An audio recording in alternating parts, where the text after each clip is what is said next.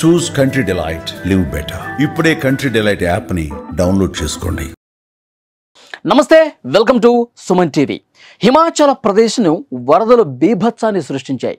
లోతట్టు ప్రాంతాలు పూర్తిగా జలమయమై ఇప్పటి వరకు మనకు ఉన్నటువంటి అధికారిక సమాచారం 90 మందికి పైగా చనిపోయారు. చాలా మంది ఇంకా ఆ వరదల్లో కొట్టుకుపోయిన వాళ్ళ మృతదేహాలు దొరకలేదు.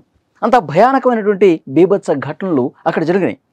భారీ వర్షాలకు ముఖ్యంగా మండి జిల్లాలో విపరీతంగా వరదలు వచ్చినాయి. ఆ జిల్లా పూర్తిగా తన స్వరూపాన్ని కోల్పోయిన పరిస్థితుంది. ఎందుకంటే హిమాచల్ ప్రదేశ్ కొండ ప్రాంతం, పెద్ద పెద్ద కొండలు, బండరాలన్నీ కూడా కింద నివాస ప్రాంతాల మీద పడి ఆ వరద కొట్టుకొచ్చి అందులో కొట్టుకుపోయిన పరిస్థితుంది. చాలా విషాద ఛాయలు మండి జిల్లాలో చాలా ప్రాంతాల్లో కనిపిస్తున్నటువంటి పరిస్థితి. అయితే ఈరోజు పేపర్లో ఒక ఇంట్రెస్టింగ్ వార్త నేను చూశాను. ఎందుకంటే వరదల్లో ఇంత అల్లకల్లోలం జరుగుతుంటే హిమాచల్ ప్రదేశ్లో ఒక కుక్క దాదాపు 67 మందిని కాపాడింది. అది ఎలాగో ఇక్కడ మీకు న్యూస్ క్లిప్ కూడా పేపర్లో ఉన్నది, మీకు చదివి వినిపిస్తాను ఒకసారి. భారీ వర్షాలతో అతలాకుతలమైన హిమాచల్ ప్రదేశ్లో ఓ పెంపుడు కుక్క అది అరుస్తూ ఉంది. 67 మందిని కాపాడింది. జూన్ 30న అర్ధరాత్రి సియతి అనే గ్రామంలో నరేంద్ర అనే వ్యక్తి ఇంట్లో కుక్క పెద్దగా అరవటం ప్రారంభించింది. నిద్రలేచిన నరేంద్ర నిద్రలేచి వెళ్ళి చూస్తే గోడకు పెద్ద పగుళ్ళు ఏర్పడ్డాయి. ఆ గోడ అప్పటి వరకు, అంతకు ముందు రోజు వరకు చాలా బలంగా పటిష్టంగా ఉన్న గోడ ఒక్కసారిగా కుక్క అరుపుతో లేచి చూస్తే ఏమైందిరా బాబు అని చూస్తే గోడకి పెద్ద పెద్ద పగుళ్ళు కనిపించినాయి. ఇంట్లోకి నీరు వస్తుంది. వెంటనే కుక్కతో పాటు కిందకి పరిగెత్తి అందరినీ నిద్ర లేపానని నరేంద్ర తెలిపాడు. ఈ కుక్క ఇచ్చినటువంటి అలర్ట్తో, ఆ సిగ్నల్తో వెంటనే కిందకి వెళ్ళిపోయి అక్కడ ఎవరైతే నిద్రిస్తున్నారో ఇంకా వాళ్ళందరినీ కూడా లేపాడనమాట. ఆ తర్వాత గ్రామంలోని ఇతరులను కూడా నిద్రలేపి సురక్షిత ప్రాంతాలకు వెళ్ళిపోవాలని చెప్పానన్నారు.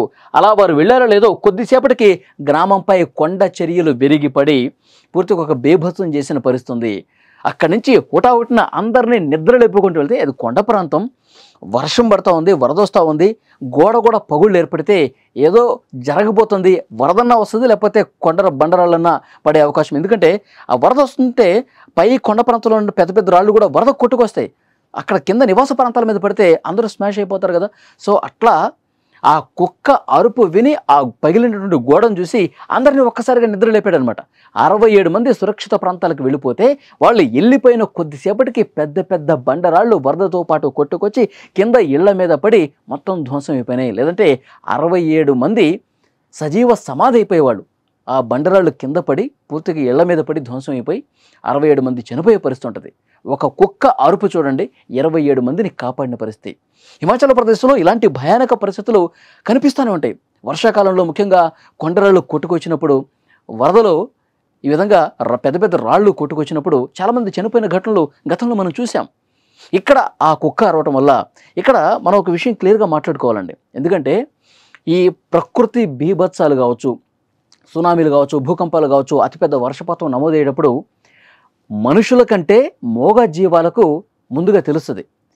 ఆ ప్రకృతి బీభత్సాన్ని పసిగట్టేటువంటి ఆ నైపుణ్యం అనేది మూగజీవాలకు ఎక్కువగా ఉంటుంది. వేగంగా మూగజీవాలు పసిగడతాయి. ఈ కుక్క అరుపు కూడా అలాంటిది. వెంటనే నరేంద్ర నిద్రలేచిన వెంటనే అతను అందరినీ, గ్రామం మొత్తం కూడా, ఆ కాలనీ మొత్తం కూడా అలర్ట్ చేసినటువంటి పరిస్థితి. 67 మంది ప్రాణాలు దక్కించుకున్నారు. మనం చాలా సందర్భాల్లో చూసాం, సునామీ వచ్చే ముందు పైన పక్షులు తిరుగుతూ ఉంటాయి, శబ్దాలు చేస్తూ ఉంటాయి. మనం చిన్నప్పుడు కూడా ఊళ్ళల్లో చూస్తే బాగా మేఘవృతం అయినప్పుడు తూనేగలు తిరుగుతూ ఉంటాయి. అంటే వర్షపాతం వస్తుంది, ప్రకృతిలో ఒక మార్పు కనిపించిందని ఒక సంకేతం పంపిస్తాయి అన్నమాట, పక్షులు కావచ్చు, జంతువులు కావచ్చు. సో డెఫినెట్గా ఈ కుక్క అరుపు అనేది ముందుగానే పసిగట్టింది, ఏదో జరగబోతోంది, ప్రకృతి విపత్తు రాబోతుందని. వెంటనే అలర్ట్ అయిన నరేంద్ర 67 మందిని నిద్రలేపి కాపాడిన పరిస్థితుంది. ఇక్కడ కుక్క 67 మందిని రక్షించింది.